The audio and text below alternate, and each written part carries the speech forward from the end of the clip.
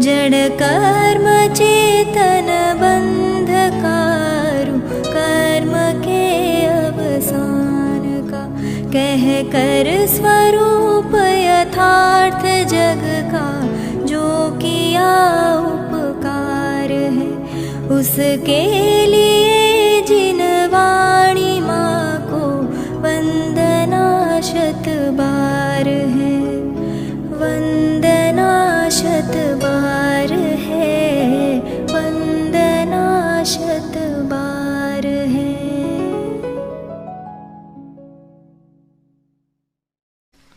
वंदितु सर्वसिद्धे ध्रुवमचल मनोवमं गदिं पत्ते, वोच्छामि समय पाहुड मिनमो सुध केवली गणिदम्।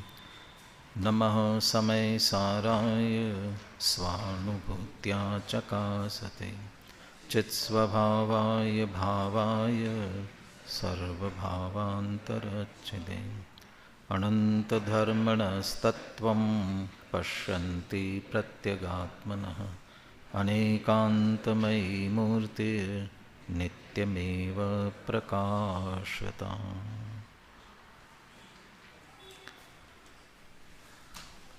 आचार्य कुंद कुंद देव विरचित समय सार परमागम आचार्य अमृत चंद्र कृत इसकी आत्मख्याति टीका। सर्वविशुद्ध ज्ञानाधिकार, सर्वविशुद्ध ज्ञान स्वरूप आत्मा किसी का कर्ता भोक्ता नहीं है, स्वस्वामी संबंध तो है ही नहीं। ये किसी का कर्ता भोक्ता नहीं है तो दूसरा भी इसका कर्ता भोक्ता नहीं है। जीव स्वयं ही अपने विकारी निर्विकारी सब पर्यायों का कर्ता स्वयं ही है। अज्ञानी मिथ्या दृष्टि की एक बुरी आदत होती है,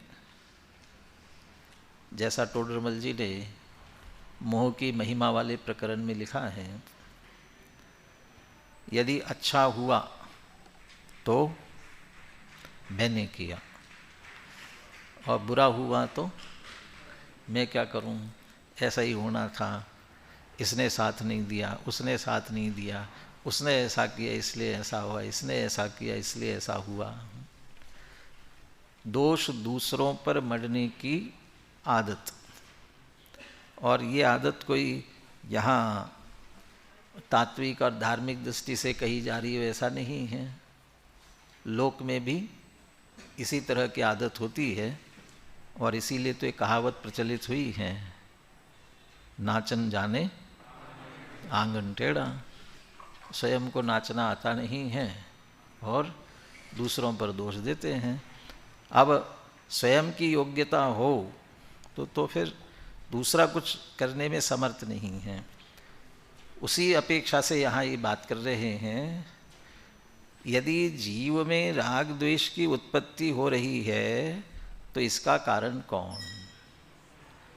राग द्वेष की उत्पत्ति किसी दूसरे के कारण से होती ही नहीं है, क्योंकि एक द्रव्य दूसरे द्रव्य में कुछ करे, एक द्रव्य के कारण दूसरे द्रव्य का उत्पाद होता हो, एक द्रव्य दूसरे द्रव्य में कुछ उत्पाद करता हो, ऐसा संभव ही नहीं है।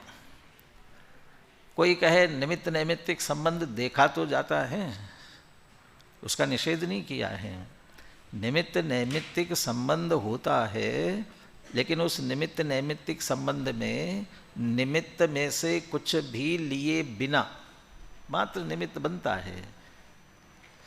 उसे निमित्त बनाने की योग्यता भी इसमें होती है, इसलिए वो निमित्त बनता है।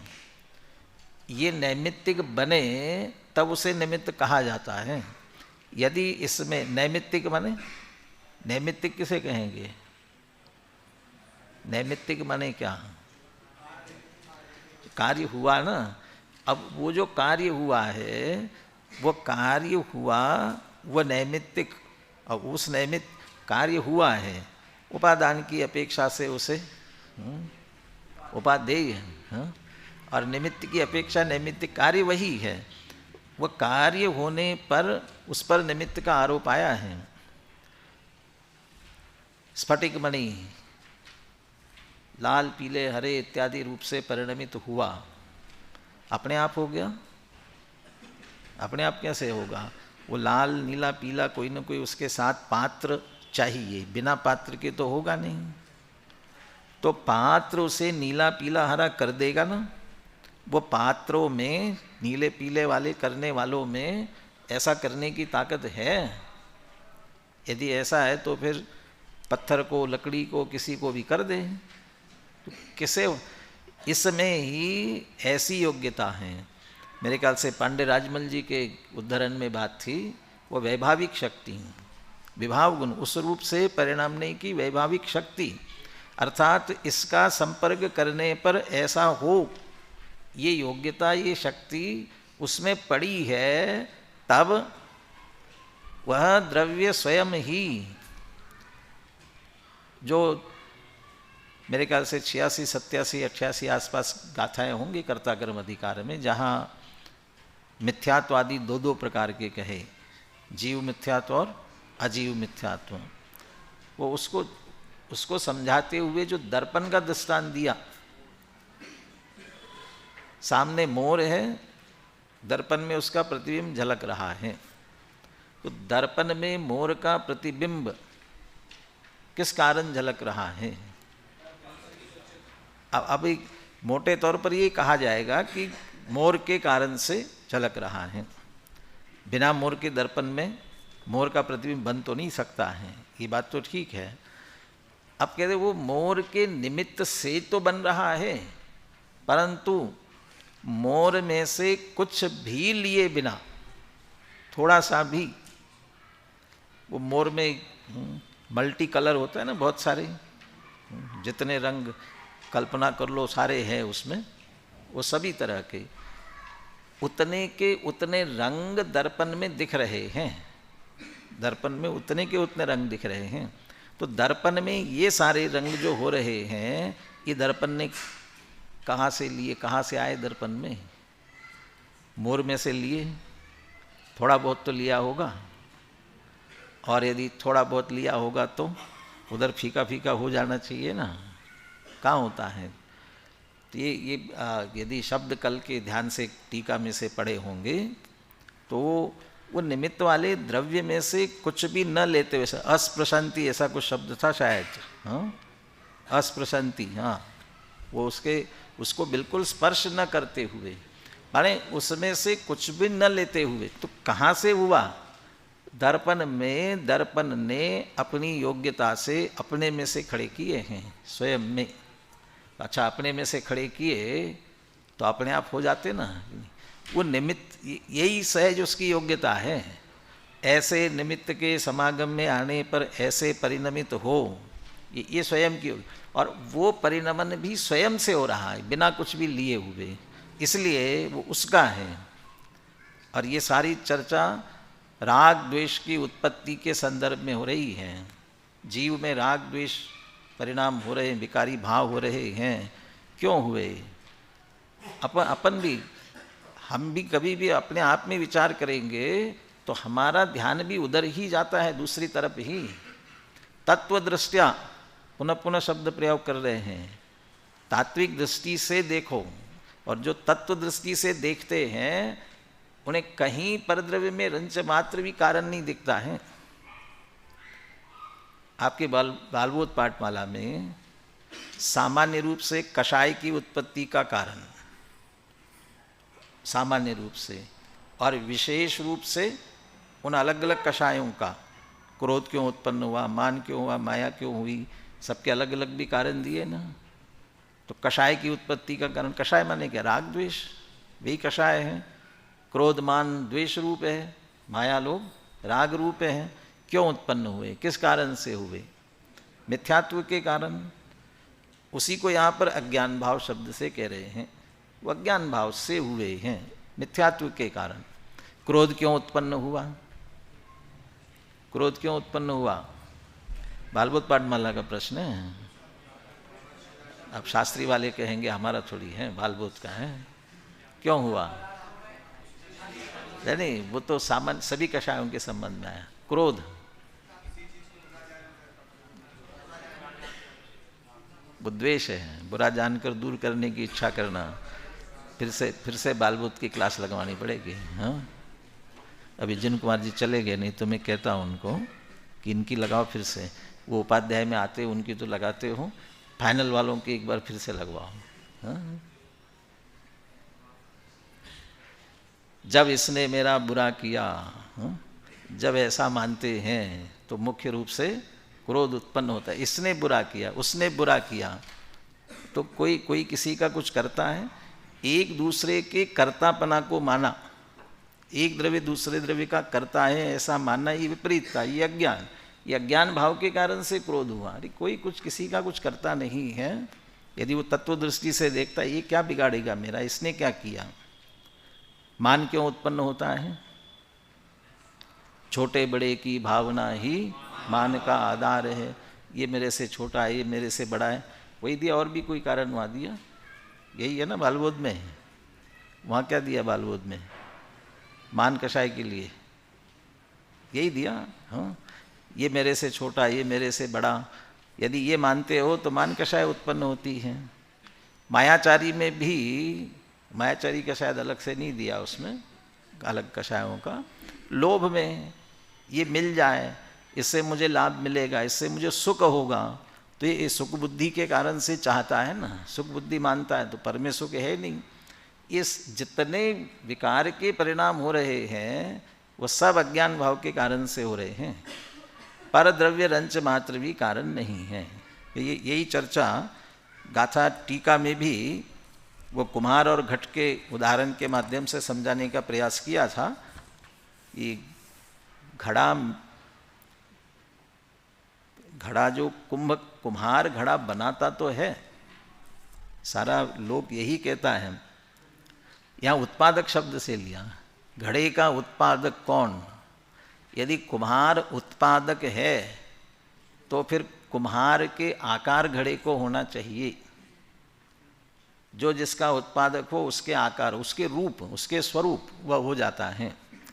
तो मिट्टी रूप घड़ा है, मिट्टी में है, मिट्टी के आकार है, तो इसलिए मिट्टी उसके उत्पादक हैं। तो मिट्टी अपने आप घट रूप परिणमित हुई कि नहीं? वो घड़ कुम्हार के निमित्त से हुई है, लेकिन कुम्हार में से रंच मात्र भी कुछ भी लिए बिना, इसलिए वो नहीं, स्वयं द्रव्य ही उस रूप से परिणमता है। वो जो मिट्टी का घट आदि रूप परिणमना विभाव परिणमन है कि स्वभाव परिणमन है? विभाव परिणमन, स्वभाव परिणमन। वो विभाव परिणमन ही कहलाता है। अपन चूंकि वो मिट्टी मिट्टी हो रही इसलिए हमें लग रहा है, लेकिन परमाणु का सहज परमाणु रूप रहना और बाकी स्कंद रूप हो करके ये विविध आकार धारण कर लेना, वो उन सबको मिलाते हुए कहेंगे तो उस दृष्टि से विभाव तो वैस रूप से परिणमने की उसमें शक्ति है, तब वह कुम्हार उसमें निमित्त बना, इसलिए स्वयं ही उत्पादक है, दूसरा नहीं है। ऐसे राग द्वेष आदि के संदर्भ में समझ लेना चाहिए। आज इसके उपसंगार में 2 कलश लिखे, 220-221, इन्हीं की चर्चा करनी है। गाथाओं तक नहीं पहुंच पाएंगे, गाथाएं लेंगे तो फिर 373 से 382 10 गाथाएं एक साथ है, उसकी चर्चा फिर अपन आगे करेंगे। आज 2 कलशों की ही चर्चा करेंगे। पहले जिस गाथा पर ये कलश है वो 372वीं गाथा पद्यानुवाद के साथ में एक बार पढ़ें, फिर इसका भावार्थ पढ़ेंगे, फिर इससे संबंधित जो कलश है उसका पाठ करते हैं। बोलिए गाथा पर। अन्नद वियेण अन्नद वियसणो कीरये गुणो पाओ तम्मादु सवदवा उपज्यन्ते सहावेण गुणोत्पादन द्रव्य का कोई अन्य द्रव्य नहीं करे, क्योंकि सब ही द्रव्य निज निज भाव से उत्पन्न हो। पूरा भाव अब ख्याल में लेते हुए बहुत सरल शब्दों में लिखा हुआ है, और अमृतचंद्र आचार्य ने जो निष्कर्ष निकाला था उस निष्कर्ष तक पहुंचाया है। इस प्रकार इस गाथा में 486 पेज पर नीचे, इस प्रकार इस गाथा में यही कहा गया है कि जिस प्रकार घड़ा अपनी उपादान रूप मिट्टी का ही कार्य है, मिट्टी रूप ही है, उसे बनाने के विकल्प से परिणमित कुम्हार रूप नहीं, निमित्त रूप नहीं, उसी प्रकार से रागादि भाव भी अपने उपादान रूप चेतन आत्मा के ही कार्य है, चेतन रूप ही है, पररूप नहीं, अचेतन रूप नहीं, अचेतन कर्म रूप नहीं, निमित्त रूप नहीं। इस प्रकार जब यह निर्णय पक्का हो जाता है तो फिर निमित्त रूप पर द्रव्यों पर कोप करने का कोई कारण शेष नहीं रह जाता है। कोप करने का माने इसने करा दिया मैं क्या करूं, इस रूप में कोप करने की बात कर रहे हैं। इन कोप में तो अकेला द्वेष लगेगा, ये जो अच्छा लगता है उस पर राग करते हो, तो भी राग हुआ तो इसके कारण से हुआ, तो दूसरों पर दोष देना उसको कोप के रूप में कह रहे हैं। इसलिए निष्कर्ष के रूप में आचार्य देव कहते हैं जब हमें कोई परद्रव्य हमारे सुख दुख और राग द्वेष का कारण दिखाई नहीं देता तो फिर हम पर द्रव्यों पर कोप क्यों करें, पर द्रव्यों को दोष क्यों दें। तात्पर्य यह है कि अपने सुख दुख के कारण पर में न खोज कर स्वयं में ही खोजे, स्वयं को ही जाने माने और स्वयं में ही समा जाए, यही मार्ग है। अब गाथा और टीका के भाव के पोषक तथा आगामी गाथाओं की उत्थानिका रूप 2 कलश काव्य लिखते हैं, जो 2 कलश इस प्रकार से हैं, और इसमें ये भी साथ में बताएंगे। पांडे राजमल जी की टीका, पंडित जयचंद जी छाबड़ा का भावार्थ भी पढ़ेंगे। इसकी जिम्मेदारी स्वयं में लेने में ही फायदा है। यदि आप पर को ही मानते रहोगे, पर के ऊपर ही करोगे, तो फिर अपन ही घाटे में रहेंगे।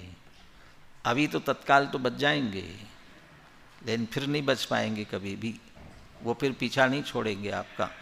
तो अपनी जिम्मेदारी मानेंगे तो कभी छूट भी सकेंगे, यहाँ तक उस बात को पहुँचाएंगे। 220 नंबर का कलश पढ़ते हैं। यदि भवति राग द्वेष, मालिनी एक शब्द कम है, वो अनुशीलन में दिया हुआ है, द्वेष के बाद दोष शब्द है। राग द्वेष दोष प्रसूति। हाँ, यदि भवति राग द्वेष दोष प्रसूति कतरदपि परेषां दूषणं नास्ति तत्र स्वयमयम् अपराधी तत्र सर्पत्यबोधा भवतु विदितमस्तं यात्वबोधोऽस्मि बोधा। राग द्वेष दोष प्रसूति। राग द्वेष ये दोष है, राग द्वेष ये दोष है, ये कहीं आता है? इनको दोषों के रूप में कहीं कहा है? हाँ जी, 18 दोष, 18 दोष रहित हूँ। तो जिनेंद्र भगवान 18 दोषों से रहित है। उन दोषों में राग द्वेष, इनको भी दोषों के रूप में लिया। राग द्वेष इन दोषों की प्रसूति कैसे होती है?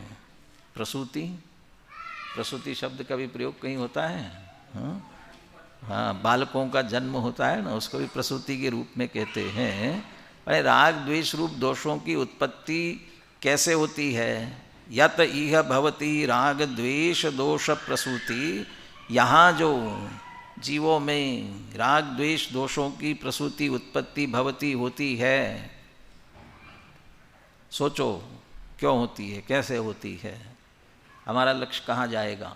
ऐसा विचार करते ही राग हो रहा है तो कहाँ जाएगा, द्वेष किसके कारण से हो रहा है? कहीं न कहीं परद्रव्यों की तरफ हमारी दृष्टि जाती है ना। यहाँ कहते हैं कतरदपि परेशाम दूषणम नास्ति तत्र।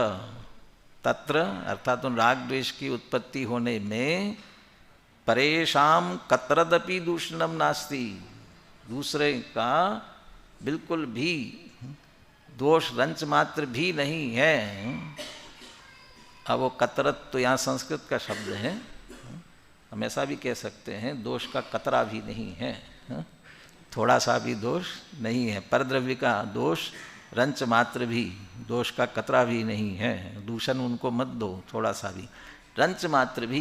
कोपि दोषा नास्ति भी कह सकते हैं, उसको और बढ़ाने के लिए तरप तमप लगाते ना, तो और अच्छी तरह से कहने के लिए बिल्कुल कोई दोष नहीं है उनका, परद्रव्यों का रंच मात्र भी दोष नहीं है। स्वयं अयम अपराधी, तो जो जीव में हो रहे हैं कैसे हो रहे हैं, पर का नहीं है। कौन है? स्वयं अयम अपराधी, यह जीव स्वयं ही अपराधी है। ये अपराधी, ये अपराधपना इसके अंदर क्यों हो रहा है? तत्र सर्पत्य अबोधा, ये आ विसर्ग की जगह विसर्ग होना चाहिए यहाँ भी, अबोधा। अबोधा तत्र सर्पति, अबोध अज्ञान, अज्ञान भाव फैल रहा है, वही इसका अपराध है और वही इसका एकमात्र कारण है। अपने अपराध के कारण से उत्पन्न हो रहे हैं, दूसरा और कोई कारण नहीं है। राग द्वेष की बात कर रहे हैं। शुभाशुभ भाव के रूप में भी कह सकते हैं उनको, शुभाशुभ भाव, वो भी विकारी भाव है। और शुभाशुभ भावों के संदर्भ में सिमंदर पूजन में लिखा, शुभ अशुभ वृत्ति एकांत दुख अत्यंत मलिन संयोगी, अज्ञान विधाता है इसका निश्चित चैतन्य विरोधी है। अज्ञान विधाता है इसका कि इनका? अज्ञान विधाता है इनका कि इसका? हाँ, इनका नहीं। क्यों? शुभाशुभ भाव है ना,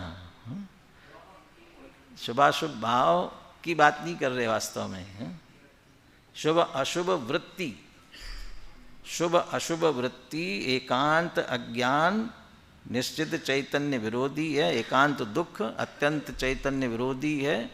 और वो जो ये कह रहे हैं अज्ञान विधाता है इसका, वो वृत्ति जो हो रही शुभाशुभ की वृत्ति, ये राग द्वेष की वृत्ति, माने आदत बन गई, अच्छा मान करके उसके अनुसार परिणमना, राग करना, बुरा लगते ही द्वेष करना, राग द्वेष की प्रवृत्ति, या कषायों की तीव्रता मंदता वाला परिणाम, वो शुभाशुभ भाव, ये भी पुरानी आदत जैसी वृत्ति हो गई। तो ये जो वृत्ति पड़ी है, ये किस कारण से हो रही है? अज्ञान विधाता है इसका, अज्ञान के कारण से हो रही शुभाशुभ की वृत्ति। राग द्वेष जोड़ेंगे तो ज़्यादा जल्दी ख्याल में आएगा, क्योंकि परद्रव्यों में है नहीं और ये अपनी विपरीत मान्यता से कर रहा है, इसलिए अज्ञान। सर्पत्य अबोधा, इसका अज्ञान ही फैल रहा है और स्वयं अयम अपराधी, इसलिए ये अपराधी हो रहा है।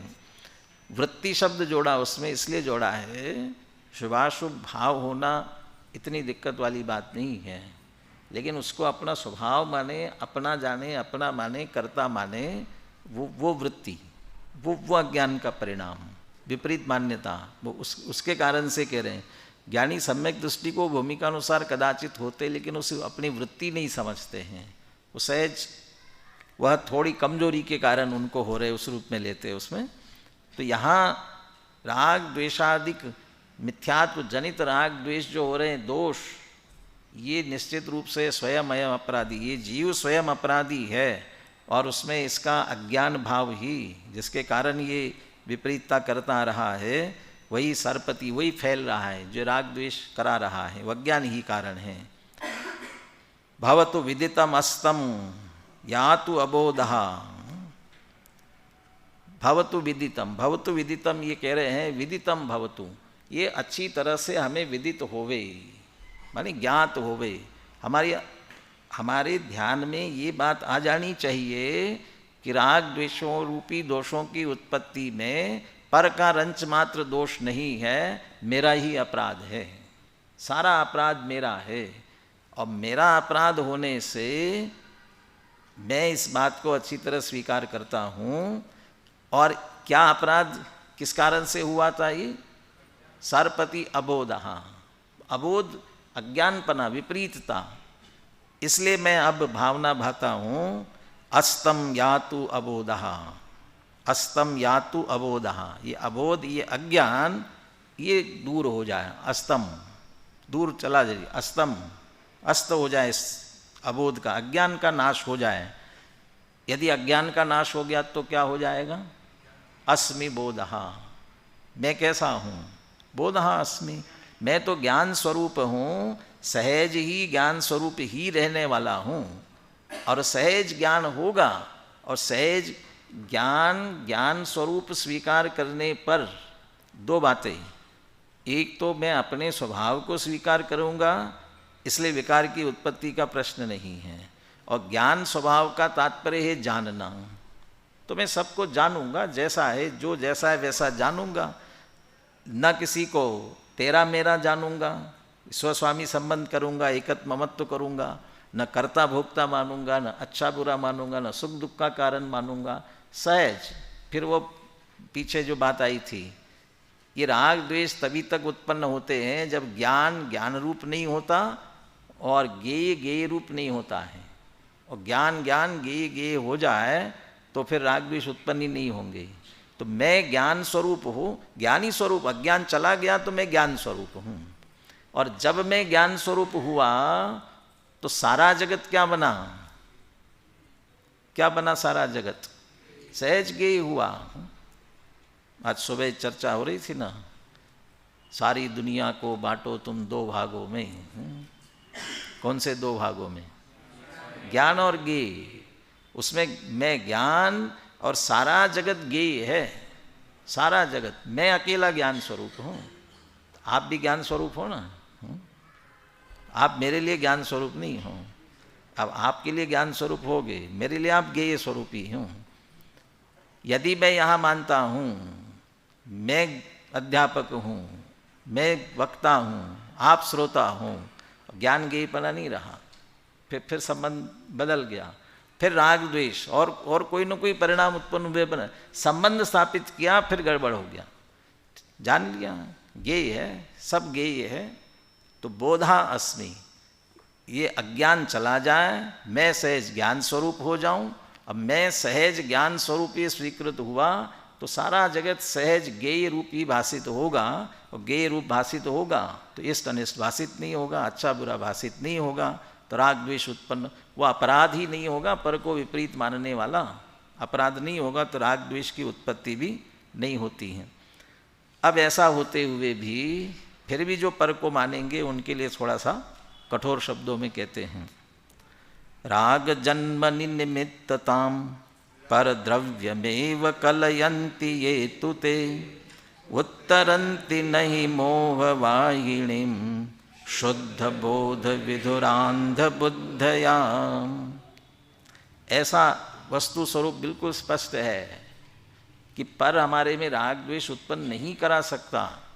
उसके बाद भी राग जन्मनि पर द्रव्यमेव निमित्तताम कलयन्ति, ये जो लोग राग के जन्म में, राग के उत्पन्न होने में, राग जन्मनि पर द्रव्यमेव निमित्तताम कलयति, पर द्रव्य की निमित्तता मानते हैं। अब यहाँ शब्द निमित्त दिया, लेकिन कारण समझना है, वास्तविक कारण पर द्रव्य है, निमित्त नहीं मानना। निमित्त माने तो बस मात्र निमित्त है, उसने नहीं किया है, मैं उपादान हूँ, गलती मेरी है, वो निमित्त है, ऐसा स्वीकार हो तब तो अपनी गलती मानेगा ना बराबर। तो यहाँ उस रूप में निमित्त शब्द अब या निमित्त के रूप में नहीं लेना, मूल कारण वो पर ही कारण है, मेरी कोई गलती नहीं है, वो पर के कारण से हुई। और एव शब्द पर द्रव्यम एव, उसी से हुई है, मेरी कोई गलती नहीं है। ये कलयंती, ऐसा जो मानते हैं, बार बार ऐसा ही स्वीकार करते हैं, कलयंती ते उत्तरंती नहीं मोहवाहिनीं, वे मोहवाहिनी को पार नहीं कर सकते, नहीं उत्तरंती मोहवाहिनीं। मोहवाहिनी, मोह नदी, मोह रूपी नदी को वे पार नहीं कर सकते। मोह रूपी नदी में बह जाएंगे, पार नहीं हो पाएंगे, बहते रहेंगे मोह में ही, बारंबार ऐसा ही मान करके राग द्वेष करते रहेंगे, मोह में बहते रहेंगे। दूसरा, जयचंद जी छाबड़ा के भावार्थ में अर्थ किया मोह वाहिनी का एक अर्थ, मोह रूपी सेना को पार नहीं कर पाएंगे। वाहिनी, बहुत सारी ये सेना के वो बनाते हैं ना, उसको वाहिनी शब्द भी देते हैं ना, बाल वाहिनी, दुर्गा वाहिनी, अनेक नाम ऐसे देते हैं ना, इकट्ठा किया ऐसे। हाँ, मोह की सेना, टोडरमल वाहिनी बनानी है। हाँ अच्छा, वो वाहन के रूप में दिया, लेकिन वो एक सेना को भी, एक ग्रुप को भी इस तरह से नाम देते हैं ना, इसलिए मोह वाहिनी, मोह रूपी सेना, उसको पार नहीं। वो लड़ने के लिए आया, उसके अधीन हो जाओगे, उसी के अनुसार चलते जाओगे, क्योंकि तुमने हथियार डाल दिए। दूसरा ही कारण है, मैं तो कारण नहीं हूँ, अपने ऊपर जिम्मेदारी नहीं ली। आगे पुरुषार्थ शब्द का भी प्रयोग करने वाले हैं। पुरुषार्थ, राग द्वेष की उत्पत्ति होने में हमारा पुरुषार्थ है, गलत पुरुषार्थ है। हमारी शक्ति लगी है, शक्ति का हम दुरुपयोग कर रहे हैं, इसलिए हुआ है। हमारी शक्ति से हुआ है, तो शक्ति का दुरुपयोग मत करो, सही जगह पुरुषार्थ करो तो उत्पन्न नहीं होंगे। अरे दूसरे की शक्ति भी नहीं है इसमें, कोई कारण नहीं है। तो जो ऐसा नहीं मानते हैं वे मोह रूपी सेना को भी पार नहीं कर पाएंगे, जीत नहीं सकेंगे, या मोह रूपी नदी को पार नहीं कर सकते हैं। अब वे कैसे हैं? शुद्ध बोध विधुर अंध बुद्धया। शुद्ध बोध, सम्यक ज्ञान, शुद्ध सही ज्ञान, शुद्ध बोध, बोध माने ज्ञान, और शुद्ध बोध माने सम्यक ज्ञान, सच्चा ज्ञान, यथार्थ ज्ञान, उससे विधुर है, रहित है। और आंखें नहीं हो तो अंधे होंगे ना, तो सम्यक ज्ञान से रहित तो अंध बुद्धि वाले हैं, मिथ्या बुद्धि वाले हैं, अंध बुद्धया। विधुर शब्द जो दिया ना, यदि स्त्री पुरुष से रहित है, पति से, तो विधवा कहलाती हैं, और पुरुष पत्नी से रहित है, स्त्री से रहित है, तो विधुर कहलाता है। तो यहाँ विधुर शब्द का प्रयोग क्यों किया? बोध विधुर, शुद्ध बोध विधुर अंध बुद्धया। वो बुद्धि से रहित है, बुद्धि का अभाव है, इसलिए शुद्ध बोध विधुर अंध बुद्धया, अंध बुद्धि वाले हैं। सीधा अर्थ है सम्यक ज्ञान से रहित है, तत्व ज्ञान से रहित है, इसलिए परद्रव्य कोई कारण मान करके बैठे हैं, इसलिए दूर करने का प्रयास करते नहीं हैं, तो मोह में ही बहते रहते हैं, अज्ञान में ही बहते रहते हैं। श्लोकार्थ पढ़ते हैं, फिर अपन श्लोक पद्यानुवाद दोनों दोहराते हैं। इस आत्मा में जो राग द्वेष रूप दोषों की उत्पत्ति होती है, उसमें परद्रव्यों का कोई दोष नहीं है, उसमें मूल अपराधी तो अज्ञान ही है। यहाँ भी अज्ञान है ऐसा कह कर के दूसरे पर टालने की बात नहीं, अपना ही अज्ञान उसमें कारण है। इस प्रकार विदित होने पर जब अज्ञान अस्त हो जाए तो फिर मैं तो ज्ञान ही हूँ। जो लोग राग की उत्पत्ति में पर द्रव्य को ही मूल कारण मानते हैं, निमित्त नहीं कह रहे हैं, मूल कारण मानते, वो उसी से हुआ, अर्थात परद्रव्य के निमित्त से ही राग उत्पन्न होता है ऐसा मानते हैं, शुद्ध ज्ञान से रहित वे अंध बुद्धि लोग मोह नदी को पार नहीं कर सकते। बोलिए दोनों श्लोक और पद्यानुवाद बोलिए। यदिह भवति राग द्वेष दोष प्रसूतिः कतरदपि परेषां दूषणं नास्ति तत्र स्वयमयमपराधी तत्र सर्पत्यबोधा भवतु विदितमस्तं यात्वबोधोऽस्मि बोधः। ये रथोद्धता छंद है, इसको वीर छंद की तरह पढ़ना है। राग जन्मनि निमित्ततां पर द्रव्यमेव कलयन्ति ये तु ते उत्तरन्ति नहि मोहवाहिनीं शुद्ध बोध विधुरान्ध बोधया। राग द्वेष पैदा होते हैं इस आत्म में, उसमें पर द्रव्यों का कोई दोष नहीं है। यह अज्ञानी अपराधी है इनका करता, यह अबोध हो नष्ट कि मैं तो स्वयं ज्ञान हूँ। अरे राग की उत्पत्ति में पर द्रव्यों को एकमात्र कारण बतलाते जो अज्ञानी। शुद्ध बोध से विरहित वे अंधे जन जग में, अरे कभी भी मोह नदी से पार न होंगे। पर द्रव्यों को एकमात्र कारण बताते हैं। बहुत सारे पांचों इंद्रियों के विषय, कर्म, इन सब की बात करते हुए आगे कहने वाले हैं। पांच इंद्रिय कहाँ कारण होते हैं, तो एक एक के लिए कहने वाले हैं। ये गंध हमसे नहीं कहता है कि हमें सूंघो, तो वो तो नहीं कह रहा है।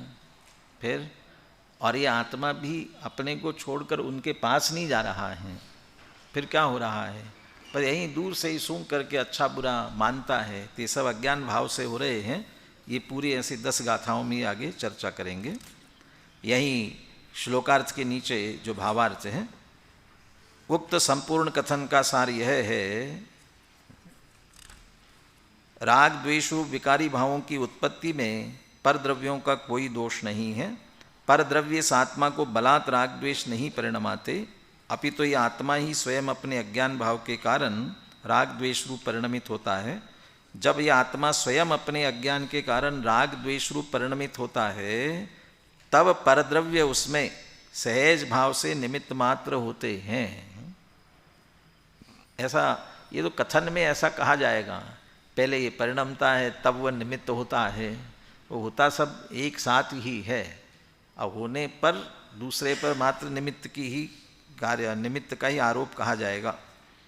शायद इष्टोपदेश में श्लोक आता है ना, नाग्यो विज्ञत्व मायाति विज्ञो नाग्यत्व मृच्छति निमित्त मात्र मन्यस्तु गते धर्मास्ति कायवत।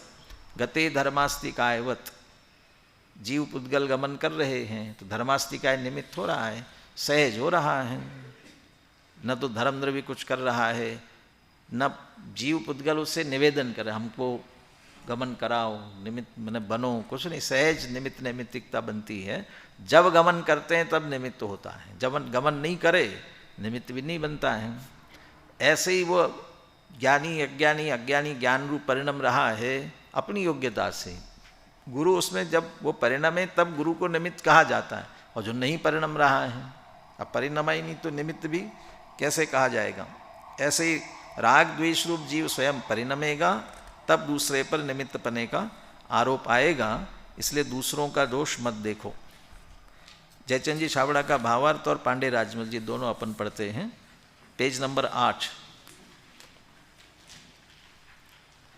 इन कलशों का भावार्थ में पंडित जयचंद जी छाबड़ा इस प्रकार स्पष्ट करते हैं। वैसे दोनों कलश अलग अलग है, यहाँ एक साथ लिए तो भावार्थ भी एक साथ दे रहे हैं। अज्ञानी जीव परद्रव्य से राग द्वेष की उत्पत्ति होती है मानकर परद्रव्य पर कोप करता है। यह परद्रव्य मुझे राग द्वेष उत्पन्न कराता है, उसे दूर करूं। ऐसे अज्ञानी जीव को समझाने के लिए आचार्य देव उपदेश देते हैं। टोडरमल जी ने भी सुखी होने के 2 उपाय कहे हैं। सुखी होने के 2 उपाय बताए। एक उपाय तो ये, जैसा मैं चाहता हूँ वैसे ही सारी दुनिया परिणमे। और दूसरा उपाय क्या, जैसा सहज परिणमन दुनिया का हो रहा है वैसा मैं स्वीकार करूँ। तो दोनों प्रकार से सुखी हो सकता है। अब दोनों में संभव कौन सा है? पहला तो संभव ही नहीं कि मैं जैसा चाहूँ वैसे सारी दुनिया परिणमित हूँ। यहाँ जो ये कह रहे हैं ना, परद्रव्य मुझे राग द्वेष उत्पन्न कराता है, उसे दूर करूँ। तो परद्रव्य राग द्वेष करते हैं इसलिए हटाओ इनको, तो सारे परद्रव्य तुम्हारे निमित्त बनते हैं, तो सबको हटाओ। तो क्या होगा, कहाँ भेज दे सबको? अलोकाकाश में। इसकी बजाय तुम ही चले जाओ अलोकाकाश में, तो तुम जा नहीं सकते हो। ये कहने वाले हैं आगे, रहना तो यहीं पड़ेगा, इन्हीं के बीच में रहना पड़ेगा। फिर इन्हीं के बीच में रहते हुए ही हमें ही दृष्टि हटानी पड़ेगी। वो आपके जैसे कुछ उपदेशात्मक वाक्य बोलते हैं ना, उसमें ऐसा भी कहा, जिंदगी आसान नहीं होती है, आसान बनानी पड़ती है। कैसे आसान बनानी पड़ती है? कुछ अपने अंदाज से और कुछ नज़रअंदाज से।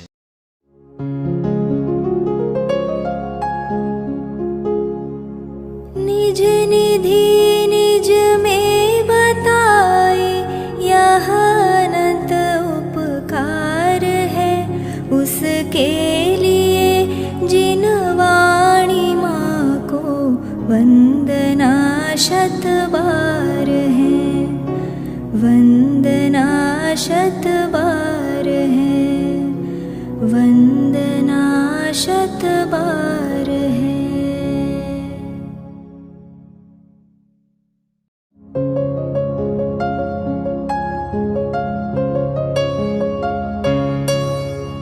हे जिन वाणी भारती तो ही जपो दिन रैन, जो तेरी शरणा गहे सो पावे सुख चैन।